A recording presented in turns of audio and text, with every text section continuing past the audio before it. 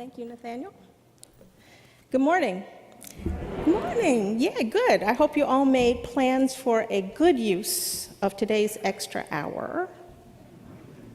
If it wasn't by sleeping earlier this morning, I hope it's by doing some great and wonderful adventure later in the day. Welcome to worship at the Unitarian Universalist Congregation at Shelter Rock. I'm the Reverend Dr. Natalie Fenimore, and I'm a minister here at this congregation along with the Reverend David Carl Olson and the Reverend Jay Brooks. Our worship associate today is Jim Peters, and I want you to know that in this congregation, we seek to create loving religious community, encourage spiritual growth, and build a more just and joyful world. We come together to restore the balance of our spirits. Together, we celebrate the joys of life and find the strength to meet our sorrows. Unitarian Universalism is a religious tradition which embraces the wisdom of all faiths, values diversity. We use science, reason, and the gifts of the Spirit to explore life's mystery and meaning. We believe that you need not think alike to love alike. So please visit our website or our welcome desk in the lobby to learn more about this community. After the service today, join us for coffee hour, which is both on Zoom and in person. But on site today, we have, for a small fee, a hot chicken lunch. Yay. All are welcome. And if you are a guest, please join us for lunch on us. And for an additional, extra special, must-see, must-do event, join us at 1 o'clock for the congregational meeting. Yes, yes. Something you can do with that extra hour. Let us now worship together with these opening words from the Reverend Eric Walker Wickstrom. Here, today, in this place, with these people, may we listen so that we may hear. May we hear so that we may feel. May we feel so that we can know. May we know so that we can change ourselves and the world.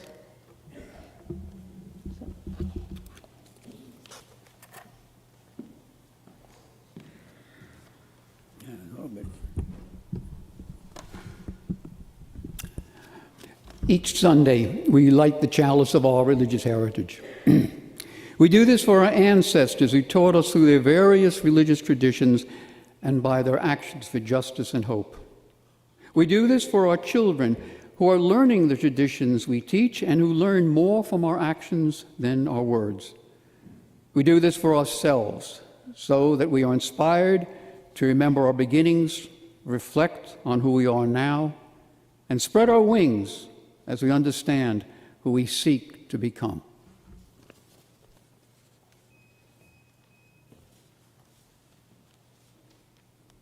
Please rise in body or spirit and wear a mask to sing our opening hymn, number 131, Love Will Guide Us. Guide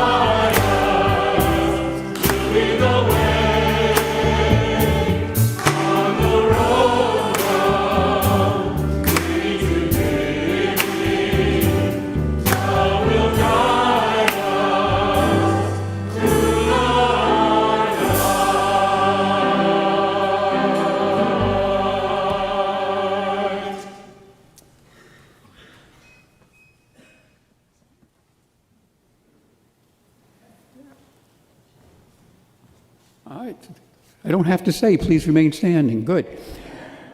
Anyway, please join us for our words of affirmation. Love is the doctrine of this congregation. The quest for truth is its sacrament, and service is its prayer. Dwell together in peace to seek knowledge and freedom, to serve human need. This we do affirm and covenant with each other. Please remain standing and put on your mask for our words of affirmation.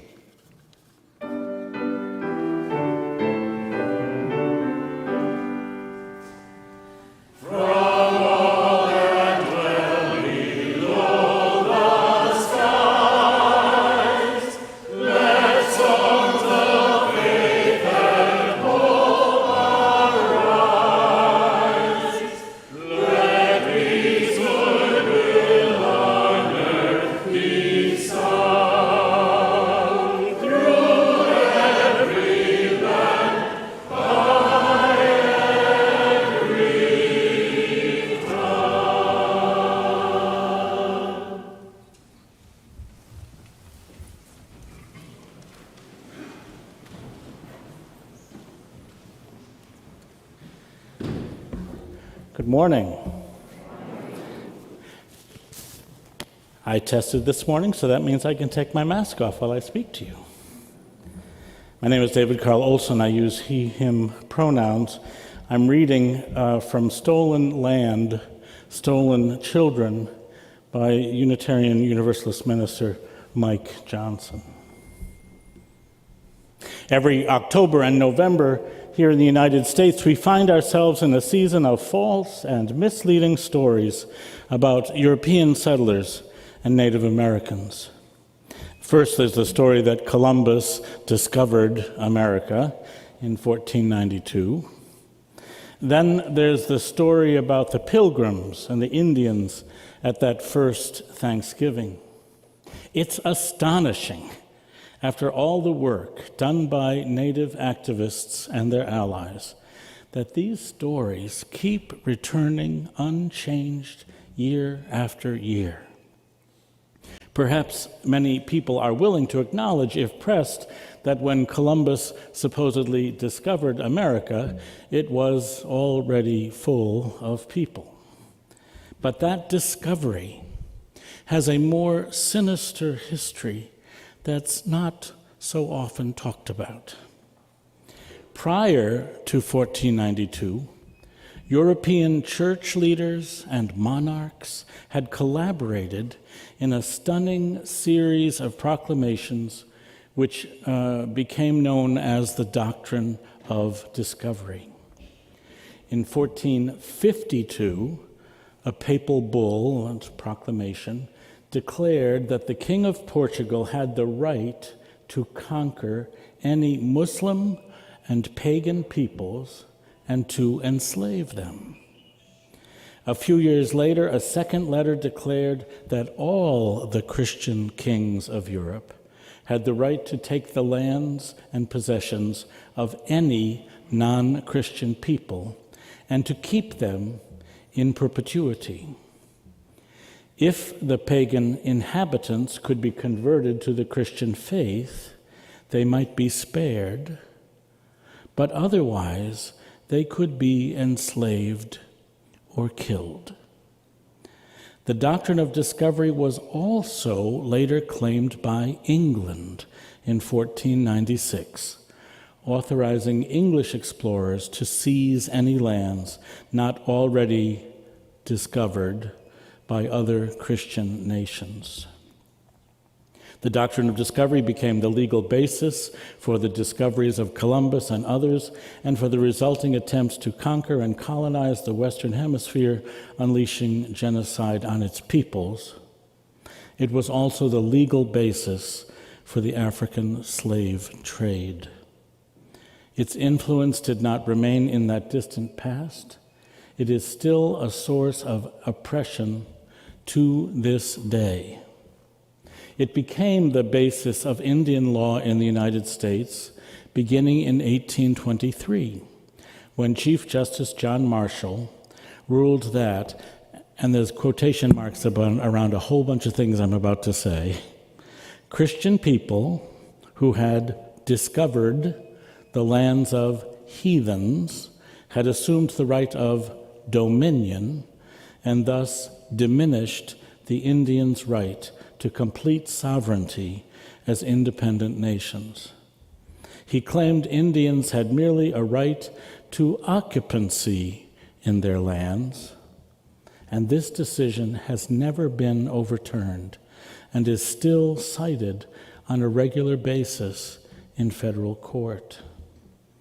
Responding to the requests of indigenous peoples, several religious denominations have passed resolutions to repudiate the doctrine of discovery, including we Unitarian Universalists in General Assembly in 2012. These resolutions are a first step toward reckoning with this history of stolen lands and stolen children. Take a breath.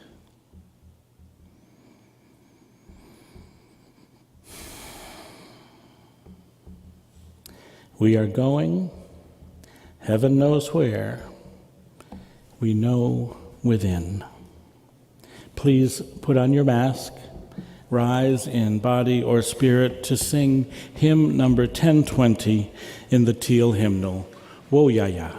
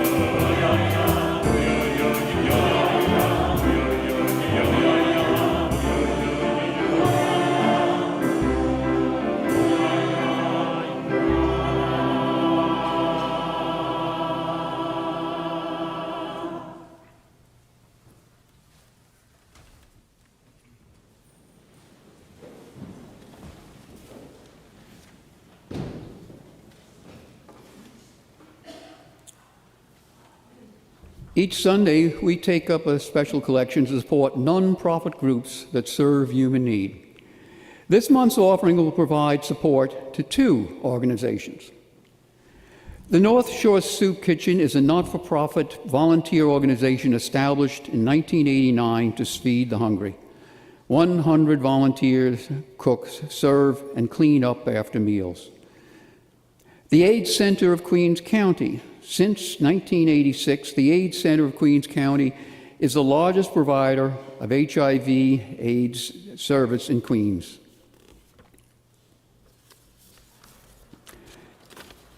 It serves over 10,000 residents and 30,000 community residents in 5 sites. Make contributions on our website or through PayPal or by text message. If you're on site, the donation box is in the lobby as you leave the worship room. Please give from your hearts what you can.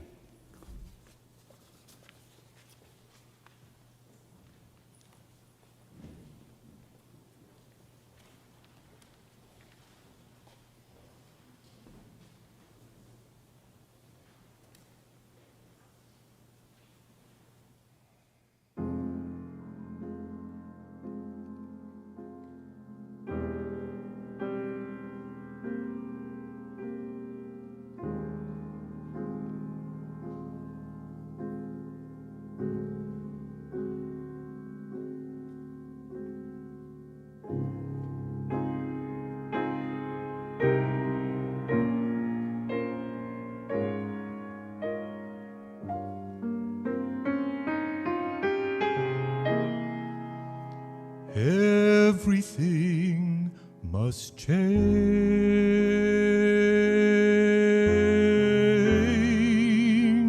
Nothing stays the same.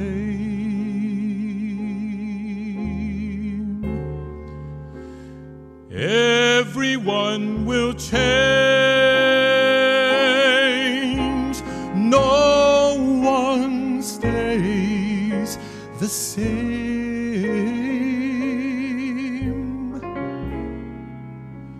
The young become the old, and mysteries do unfold.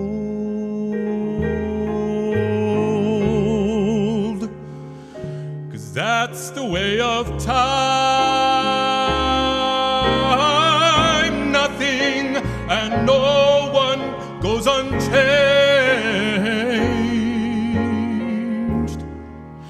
There are not many things in life you can be sure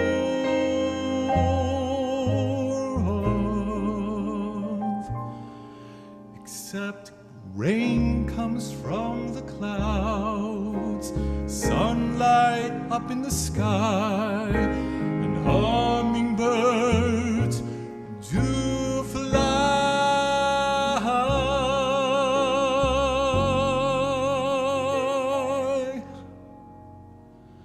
Winter turns to spring.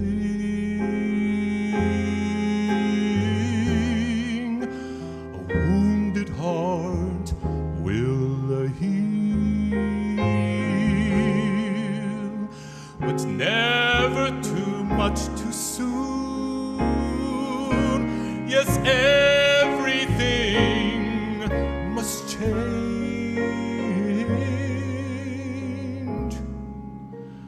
The young become the old,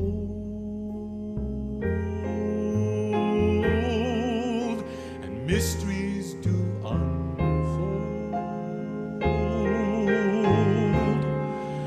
'Cause that's the way of time. Nothing and no one goes unchanged. There are not many things in life you can be sure of, except rain comes from the clouds, sun lights up the sky, and hummingbirds do fly. Rain comes from the clouds, sun lights up the sky, and hummingbirds do fly. Rain comes from the clouds, sun lights up the sky, and music makes me cry.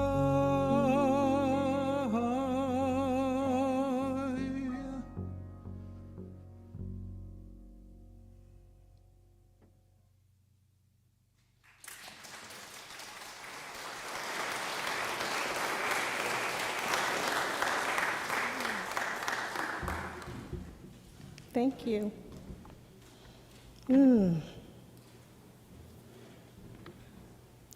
As Errol called the ancestors into the room in his prayer last Sunday, I too am feeling the ancestors, the great cloud of witnesses near. Everything does change, and I hope that they are holding us close, our ancestors, close to the earth, which seems to be wobbling a little bit more than usual. And we are in need of comfort and care and some sense of stability. We are in need of prayer. Prayer as a moment of attentiveness, attentiveness to our needs, our desires, our hopes, our fears, laying it all down and being present with it. Prayer as questions which are perhaps beyond our answering, but questions we need to ask nonetheless. We pray for the health and well-being of all on this earth, and indeed for the earth itself.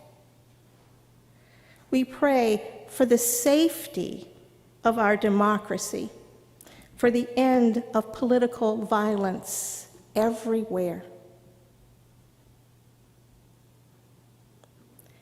And we remember.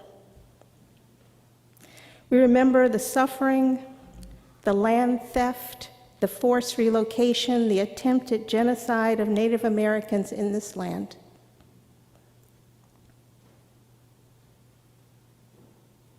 And we remember, and we say never again as we approach the anniversary of Kristallnacht, the night of broken glass, the night of hate and violence which culminated in the Holocaust.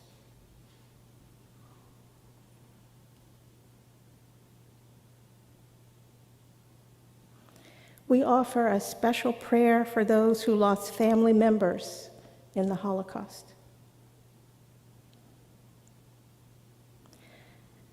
Our hearts are with Renee Silver, who told me this story, that her uncles were taken to Dachau after Kristallnacht. I know there are other stories in this room and in our community, that there is more pain and grief in memory. We take a moment of silence for all those who have suffered and died because of hate, anti-Semitism, racism, anti-Asian hate,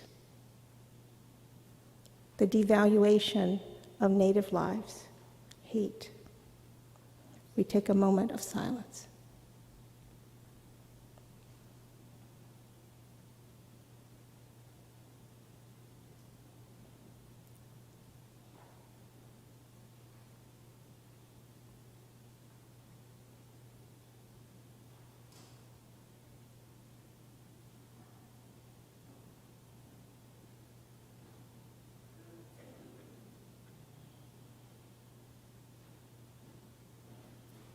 And we pray, we demand that this community be a place of love and care and comfort and healing for those who have suffered.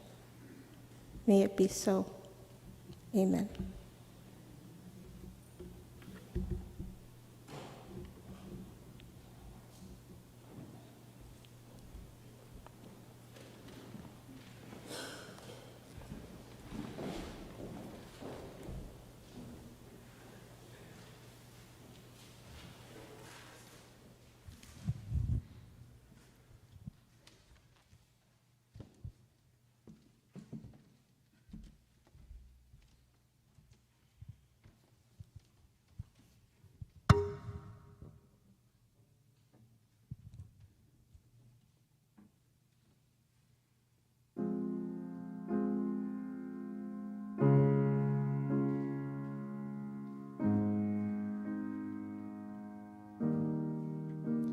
If you knew that you would die today, if you saw the face of God and love, would you change?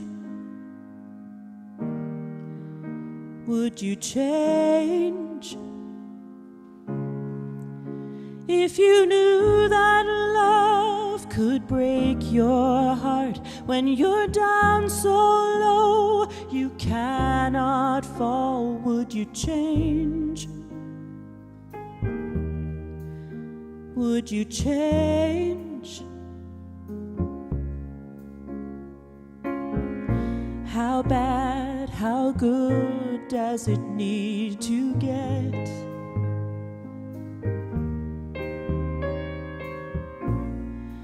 How many losses, how much regret? What chain reaction, what cause and effect? Makes you turn around, makes you try to explain, makes you forgive and forget, makes you change,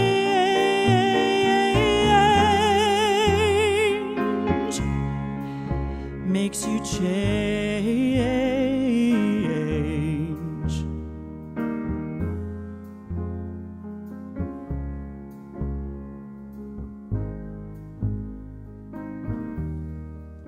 If you knew that you would be alone, knowing right, being wrong, would you change? Would you change? If you knew that you would find a truth that brings a pain that can't be soothed, would you change? Would you change? How bad, how good does it need to get?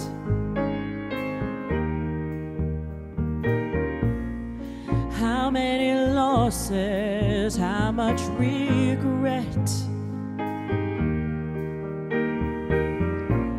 What chain reaction, what cause and effect?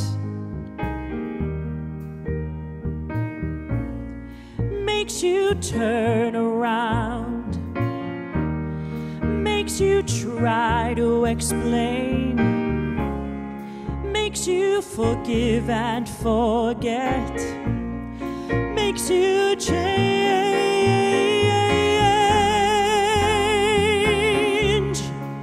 makes you change.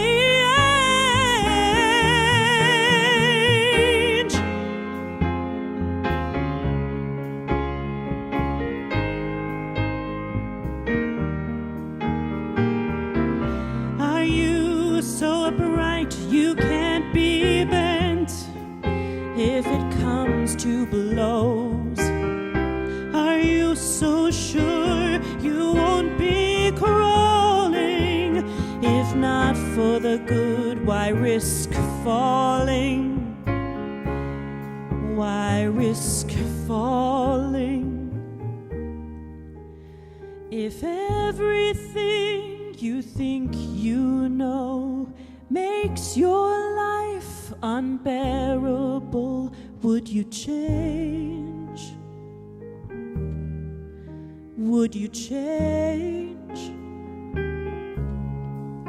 If you'd broken every rule and vow, hard times come to bring you down, would you change?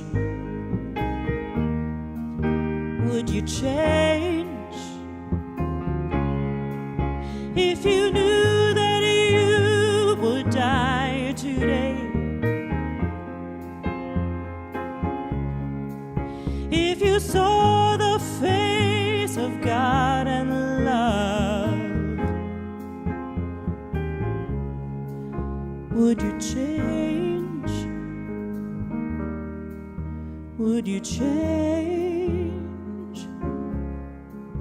Would you change? Would you change if you saw the face of God and love?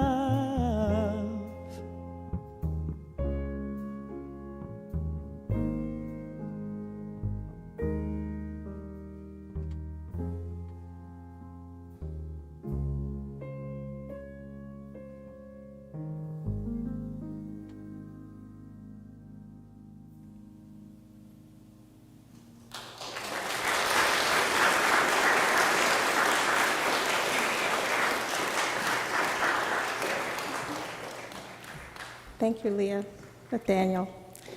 I also wish to thank our musicians, the choir and Stephen, extra today, even though they got that extra hour. They were up very late last night at our wonderful cabaret. So I want to thank you all for your work on the cabaret. And the money that was raised for a scholarship for a high schooler musician, it's a wonderful cause. I really know that you all worked very long and hard for it, but I think you had fun too. I think you had fun too. So thank you. Thank you. So, change. We human beings are storytellers. We learn about ourselves and our world. We envision and imagine and explore what has been, what is, what might become in our stories. And so often, we want to have heroic figures, to be heroic figures ourselves in the stories that we tell, the stories that we tell about ourselves, the visions that we have about ourselves. So now, remember the reading. Consider the doctrine of discovery and the settler colonial mindset of the Europeans who came to the Americas. What were they thinking when they encountered the Native Americans? The Pilgrims arrived on Plymouth Rock with an ingrained belief in their righteousness and superiority. They were, and continue to be, the heroes of the story that they told about themselves and which we continue to tell about them. This is our national founding myth, our annual national Thanksgiving story of the heroic Pilgrims crossing the vast ocean to come to the new and unknown open land in search of religious freedom. Once on Plymouth Rock, they found the natives who were there, it seems, just to help them survive in the new world so that the Pilgrims could then, in turn, conquer and have dominion over the land and the natives. They would then found the United States, which was to extend from sea to shining sea, despite the presence of the Native Americans and the Mexicans in their path. This was ordained by God. Change the story. In 1617, a pandemic struck what is now New England, and by 1630, at least 90% of the native population had died. When the English arrived, they found empty villages. One survivor, Squanto, helped the Pilgrims. Now, the Pilgrims were also sick from their voyage and lost half their people during the first winter in America. The Thanksgiving we celebrate was a brief moment of respite and peace between two devastated peoples. One generation later, the English and the Wampanoag were at war. The peaceful feast days of the first Thanksgiving did happen, but it was not the path forward that was chosen by the English settlers. Peace is so often not the path chosen. And there is the story that this United States is the land of immigrants. Every European who came to America was welcomed, and everyone who came prospered. Change the story. Include the anti-Semitism, anti-Jewishness, which still hangs in the air of this country. Include the story of the tenements, the struggles on the Great Plains, the wagon trains, and the Dust Bowl. Tell of the European immigrants longing for their homeland. Tell of those who suffered and failed and went back home. And there is a story about Asians in America. They are the model minority, successful and harmless. Change the story to seeing Asians as people, long targeted as perpetual outsiders, not real Americans, historically subject to legal exclusion and forced internment. not seen in their full human variety. See the current rise of Asian hate as part of a history that we are so often not taught. See this and fully understand the fear and anger that exist alongside the Stop Asian Hate signs. Brian Stevenson, who was the Ware Lecturer in 2017 at the UUA General Assembly, he's the founder of the Equal Justice Initiative, anti-death penalty activist, and the author of the book Just Mercy. Some of you may have seen the movie. Brian Stevenson built the Legacy Museum and the Lynching Memorial in Montgomery, Alabama, to change the story told about anti-Black political violence in this country.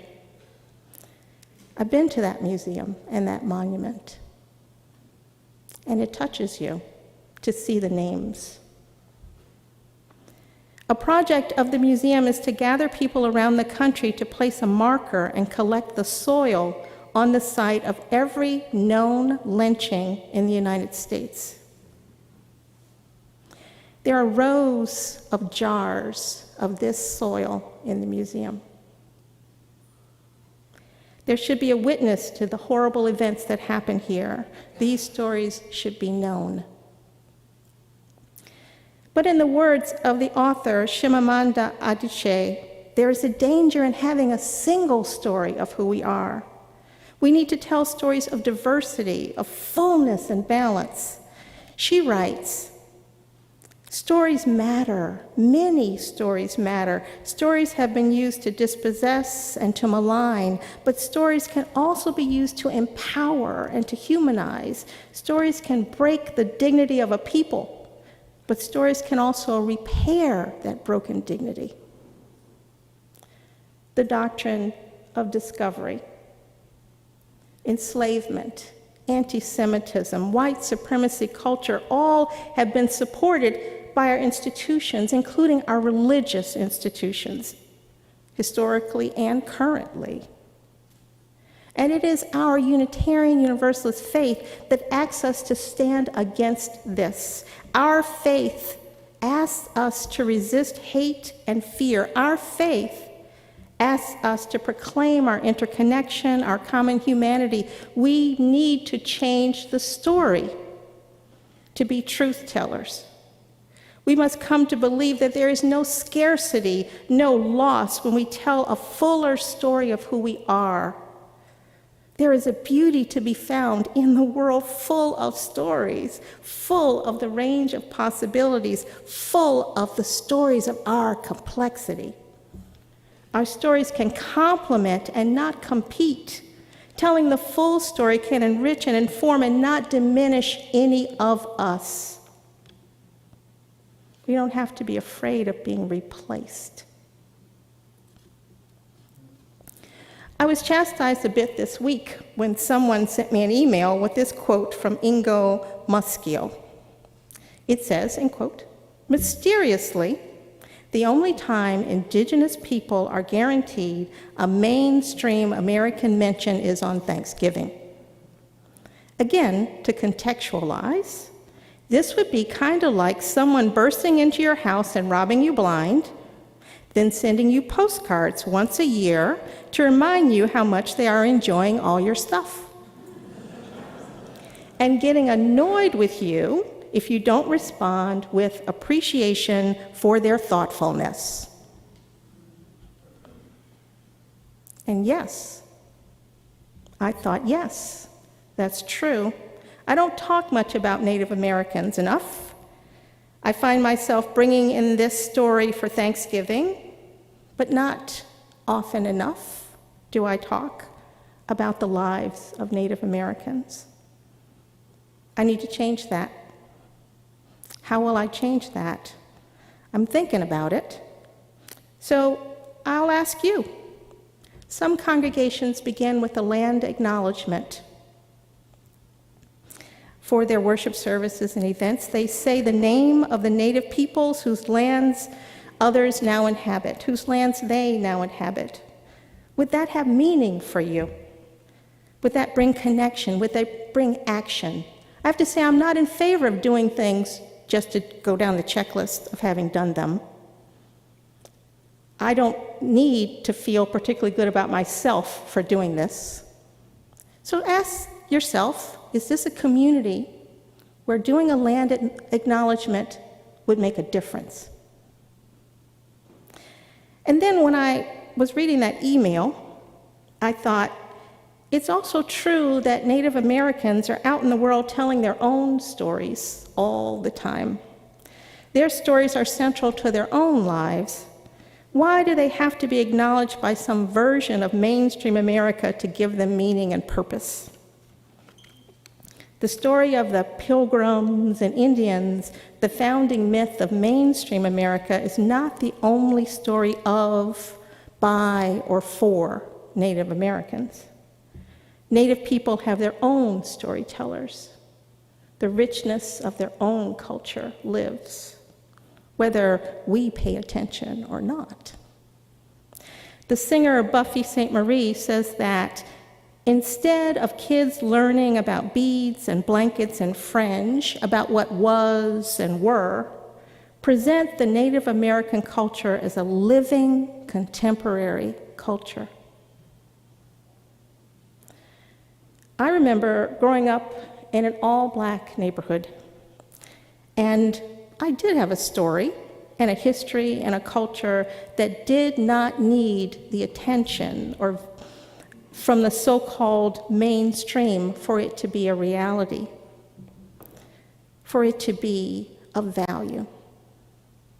But what my community did need from mainstream America, so-called, was respect and equal resources, fairness and equity and justice. Now maybe justice comes more easily when people know each other's stories and recognize their connections through their shared history. I'm not sure, but maybe it would help. But if we are to share our history, perhaps we might choose not to stay within the currently acceptable lines of what we celebrate about one another.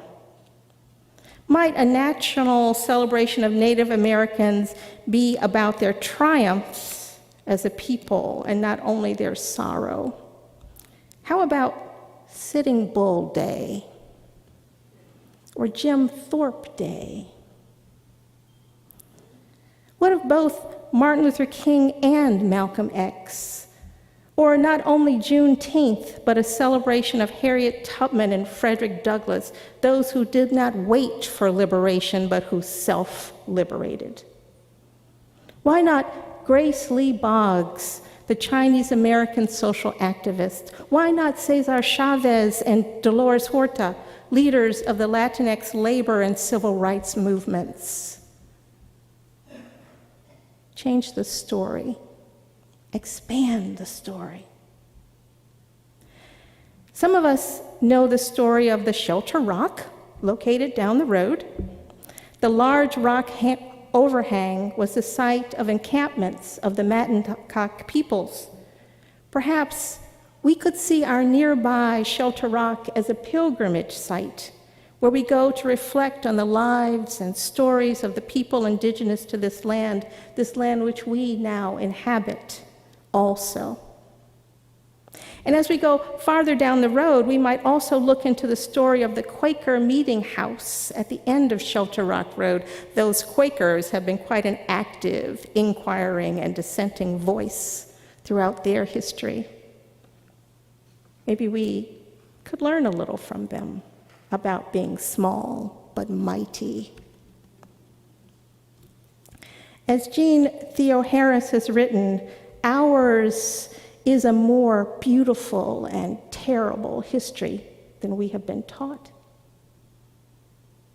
Now, I know there is a fear that without a central unifying story for this country of so many different peoples that we will fly apart.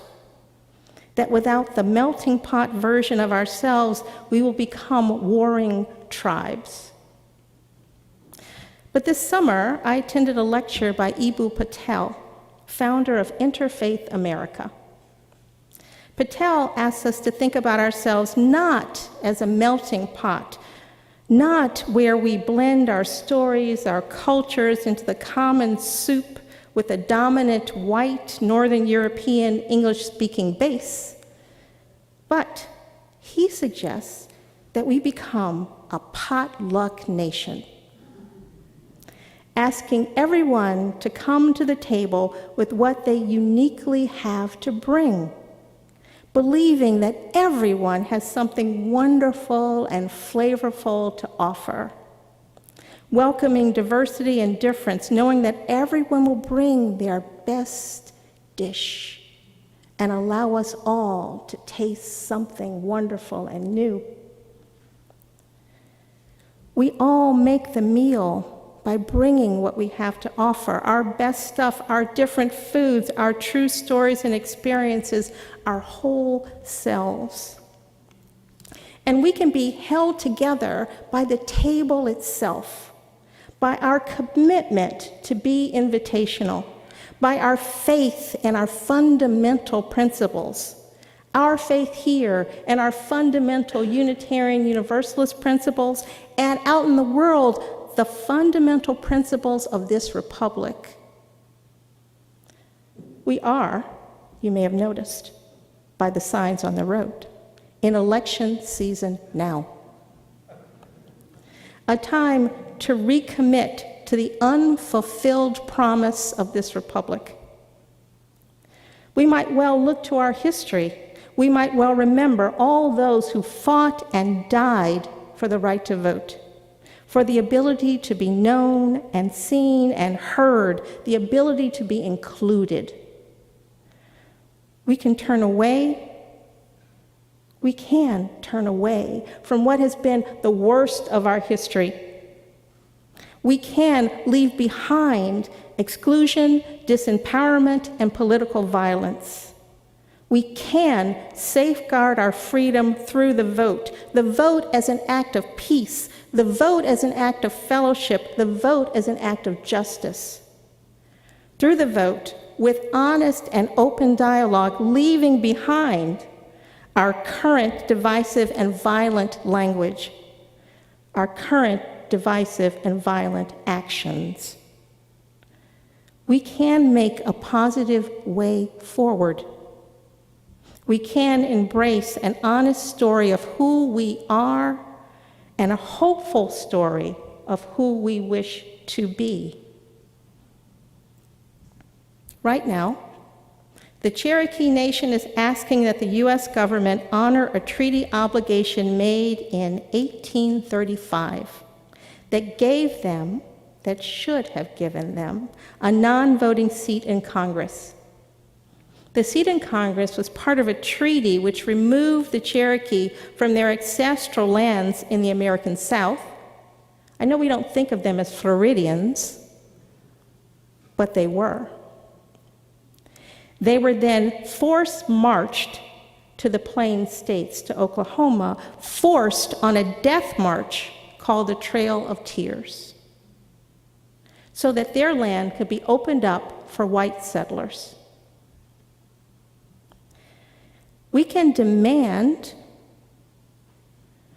the inclusion for reconciliation and repair and ask that promises of this treaty in 1835 finally be kept.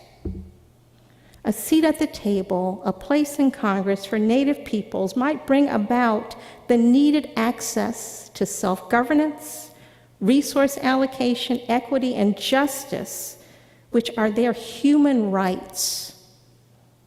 Their human rights and our treaty obligation. Yes, so this is beyond just talking about American Indians for Thanksgiving. This is an action that we can take to redress past harm. We can support them. We can support ourselves. None of us did the harm ourselves that was done to Native Americans in the past. But we do live in complicity with the results of that harm. We don't have to feel guilty but we should feel a moral obligation to right past wrongs.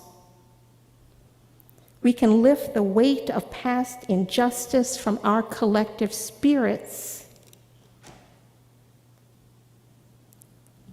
We live in a more terrible and more beautiful history than we know.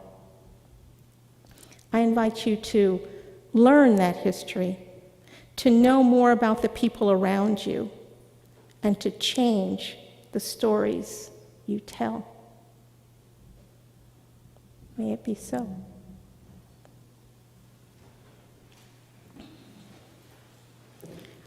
Please rise in body and spirit and wear a mask for our closing hymn, number 1017, Building a New Way.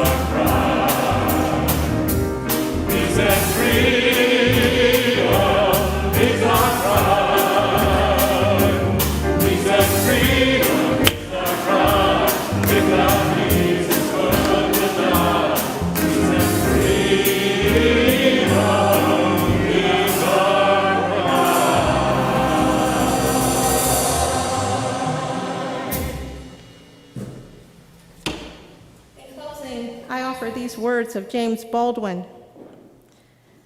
Not everything that is faced can be changed, but nothing can be changed until it is faced.